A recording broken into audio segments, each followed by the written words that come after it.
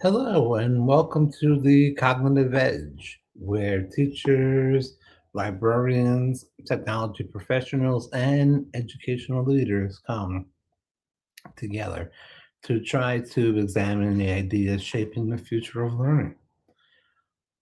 I am Dr. Daniel Sable, and today we're going to explore a um, technology that may sound as though it belongs in a science fiction movie. We're going to be talking about 6G. Um, so most people are probably still becoming familiar with 5G, and that's completely understandable. And many schools are still struggling with unreliable Wi-Fi and computers and limited technical support. And students who cannot always get online from home, um, so it may seem premature to begin talking about the next generation of wireless communication. However, education cannot afford to wait until the technology is fully developed before beginning to consider its consequences. Schools have repeatedly found themselves reacting to technical change instead of preparing for it. We've reacted to social media, we've reacted to smartphones, we've reacted to remote learning, we've reacted to generative artificial intelligence. In each case, the technology entered students' lives before schools had developed clear policies, instructional strategies, ethical standards, or professional development. Um, the discussion about 6G gives us an opportunity to do something different. It gives educators, librarians, researchers, and school leaders time to really think ahead. The question is not simply how fast will 6G be. The more important question is how can 6G change um, what it means to teach, learn, research, collaborate, and participate in education. To understand the potential of 6G, we need to first really understand that it is not simply a faster version of the internet's connection that we already have. Um, every new generation of wireless technology has really changed what people can reasonably accomplish through a connected device. Earlier, wireless networks made mobile phone calls possible, whereas later generation expanded text messaging, internet browsing, video, streaming, social media, cloud computing, and real-time communication. The transition to 6G could support an environment in which communication, artificial intelligence, sensing technology, robotics, augmented reality, virtual reality, and advanced computing operate together almost instantly. And that combination could change education in ways that go far beyond downloading a file more quickly. Um, Imagine a student studying ancient Egypt. Today, that student may read a textbook chapter, watch a documentary, examine images, or visit a website. These resources can be extremely valuable, but the student remains outside the experience. In a 6G supported learning environment, the student might enter a highly detailed three-dimensional reconstruction of an ancient city. Um, we can see, if we remember, when I interviewed um, the chair of the School of Information at the Jose State, he had all 3D imaging. So, um, and what it did was is it informed characters and observed tools and artwork and really exploring geographic influence and development of civilization. Um, the students would not merely receive information, the students would investigate an environment. So, as we saw, that's what happened. This could represent a major shift from learning about a subject to learning within a simulation of that subject. And consider what this can mean in science education. A biology student could move through a virtual model of the human circulatory system. Instead of looking at a flat diagram of the heart, the student could observe blood moving through its chambers, examine the effect of a blocked artery, and explore how different parts of the body respond to changes in blood oxygen levels. A chemistry student could conduct a simulated experiment involving dangerous substances without facing the physical risk of a traditional laboratory. And an astronomy class really could explore a virtual model of the solar system and then change variables and observe how gravitational relationships they affect planetary motion. The possibilities are just impressive, but we should be careful not to confuse immersion with learning. A visually stunning experience is not automatically educational. A virtual environment can become little more than an expensive distraction if it is not connected to clear learning objectives, guided inquiry, reflection, discussion, and assessment. The role of the teacher would therefore remain essential. The teacher who would determine why students are entering the simulation, what they should observe, and what questions they really should ask, how they should document their thinking, and how their experience connects to broader concepts. Technology may create the environment, but educate create the meaning. Another important possibility really is remote laboratories.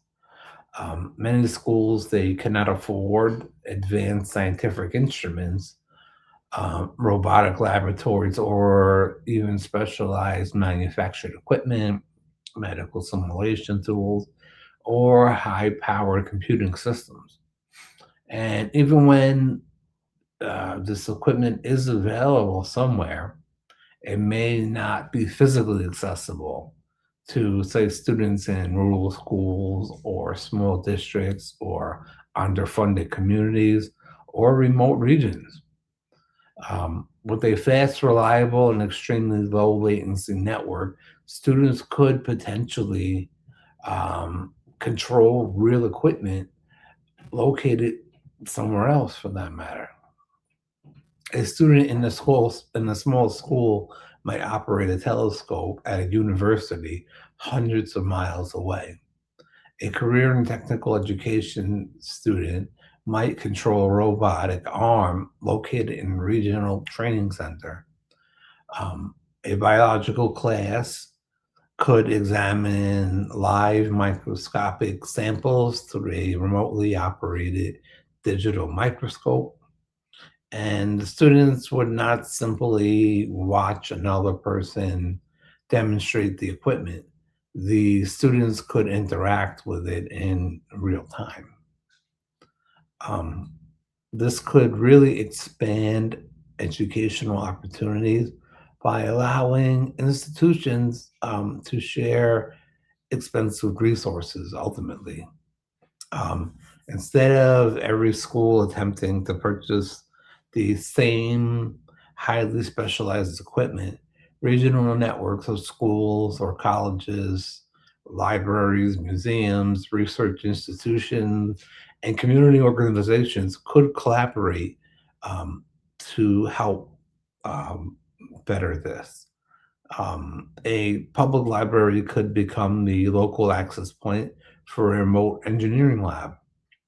A university could provide high school students with access to specialized um, research and courses and that have special tools for them.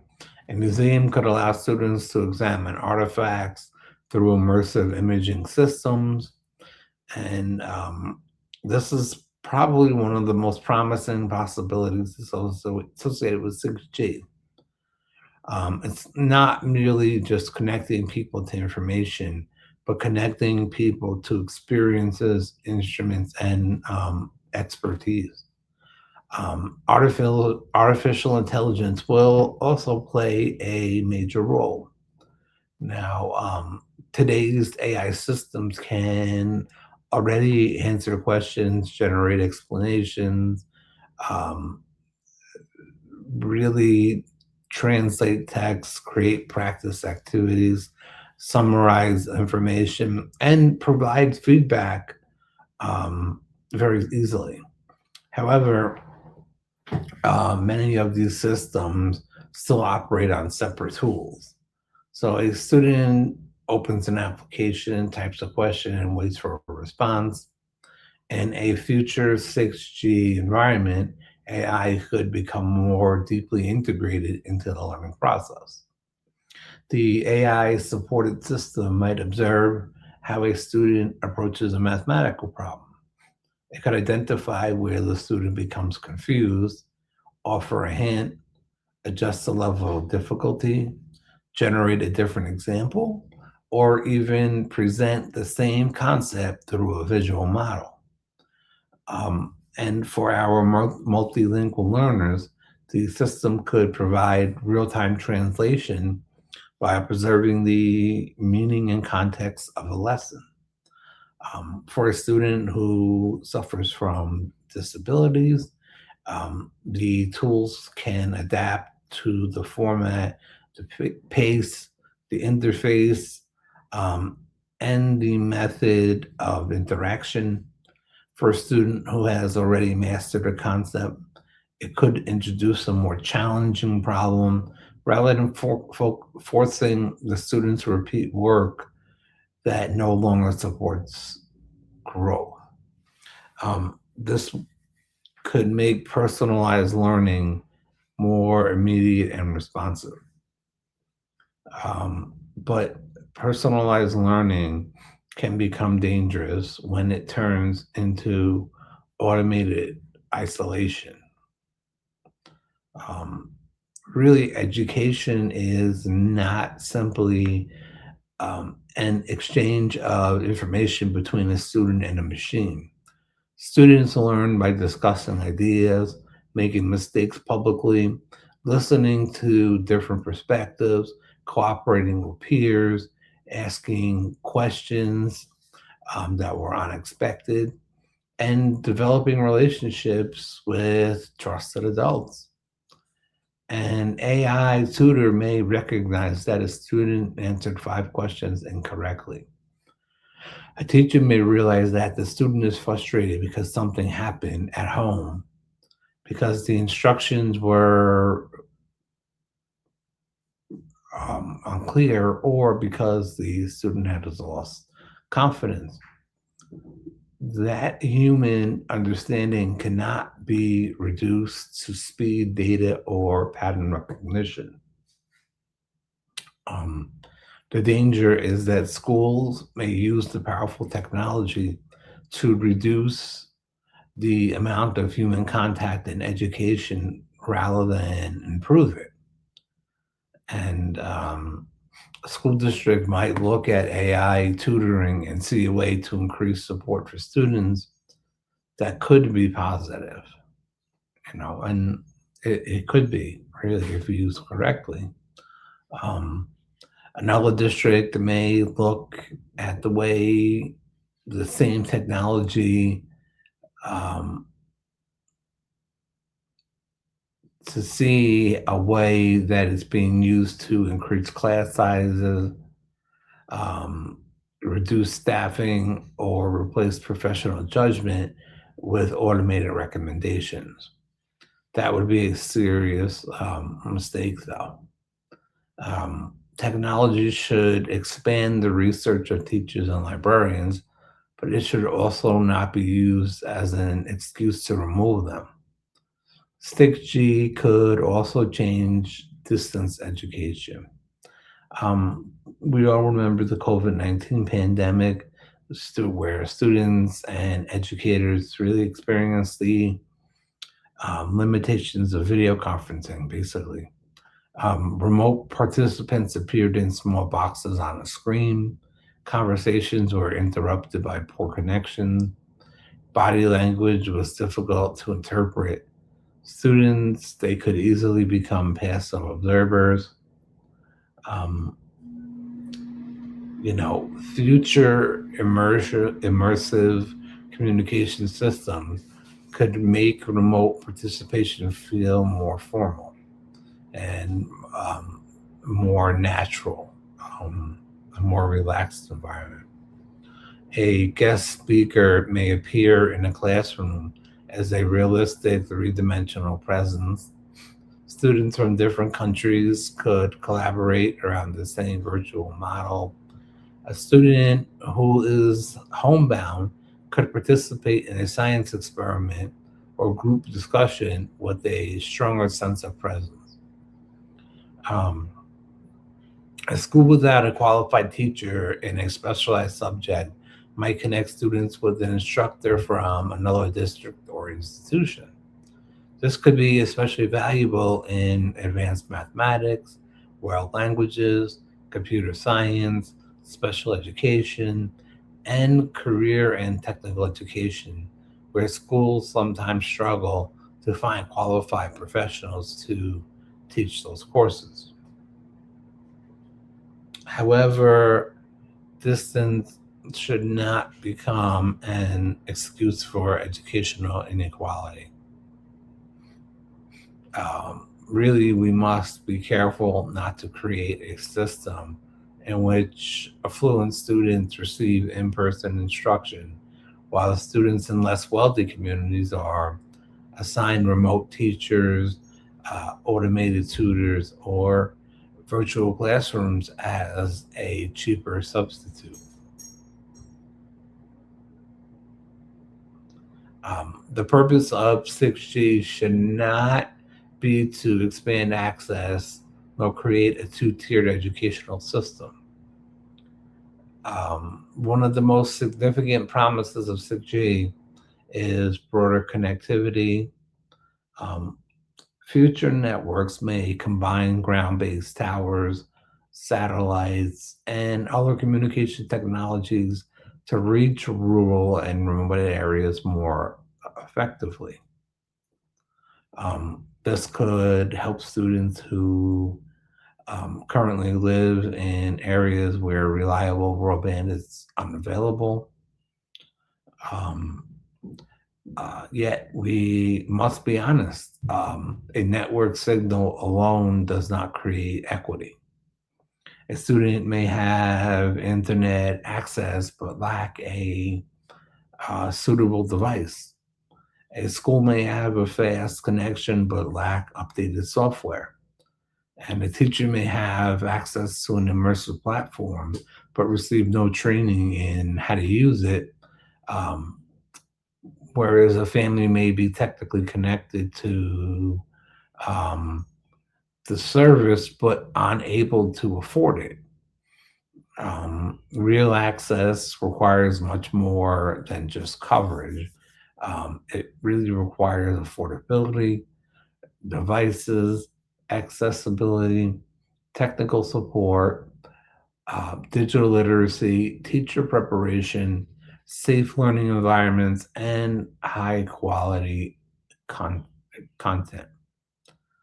A school with a 6G network and outdated equipment would be like a town with a really high speed highway and no working vehicles on it.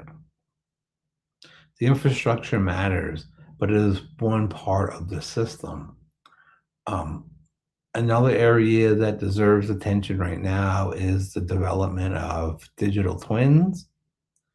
A digital twin is a detailed virtual representation of a real object, environment, or a system. So it can be updated using information from the physical world.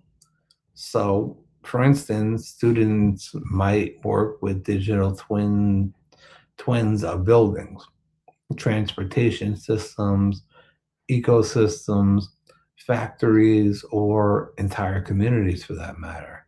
An engineering class could test how a bridge responds to different weather conditions. An environmental science class can examine how flooding might affect a local neighborhood. A school facilities team could use a digital model to improve energy efficiency. Students studying urban planning could redesign a street and test how the decision really has influenced traffic, pedestrian safety, pollution, and accessibility. This type of learning could bring together science, mathematics, technology, social studies, design, and even civic education. Instead of completing isolated assignments, students could investigate complex systems and propose solutions to real world problems. This is where technology becomes especially valuable, not when it gives students faster answers, but when it allows them to ask deeper questions. Um, so, libraries could definitely play a central role in the future as I picture it. Some people assume that as technology becomes more advanced, the library becomes less important. In reality, the opposite is definitely true. Libraries become more important as technology grows. When information becomes more abundant, convincing, immersive, and automated, people need more support evaluating it. And who better to help evaluate it um, is librarians.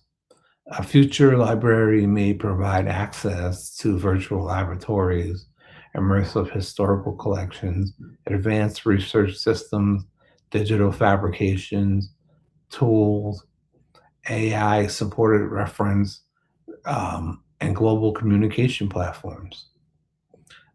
School librarians could definitely help teachers design immersive research experiences. Academic librarians could help students evaluate AI generated sources or actual real sources that are inside of immersive experiences. So, just real quick, public librarians could provide community access to technology that individuals could not afford. So, say somebody wanted to see a painting, they can potentially go to an art or museum, and the painting could live inside of the virtual space forever. So, this is some of the ways that it works. Um, a student may really enter a realistic historical simulation, but who created it, what sources were used, and what perspectives were included, what voices were excluded. Was the environment designed to educate, persuade, entertain, or to sell something? A three dimensional simulation may feel more convincing than a textbook, but realism is not the same as 100% accuracy. The more immersive information becomes, the more important information literacy becomes.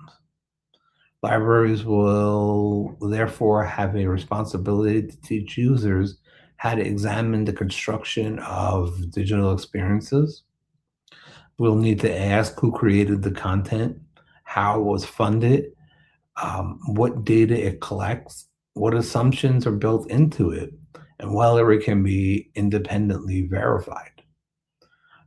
The future librarian may need to evaluate not only books, articles, and websites, but also algorithms, virtual environments, data sets, AI models, and immersive educational platforms. Um, this is not the disappearance of librarianship, at all. This is the expansion of librarianship. We are really moving and growing in all different ways, and we're going to see a big wave of all different things, technology related. But we also really need to discuss privacy. A 6G supported classroom could contain connected devices, sensors, cameras, wearable technologies, learning platforms, and AI systems capable of collecting enormous amounts of information. These systems might track movement, voice, location, academic performance, physical activity, direction, or patterns of interaction. And some of this information could support learning and accessibility. For example, a system might help a student with visual impairments navigate a building or allow a teacher to recognize that several students are struggling with the same concept. If we remember yesterday, I had spoke of immersive virtual reality, which is somewhat similar. Um, the same technology, it could create an environment of constant monitoring.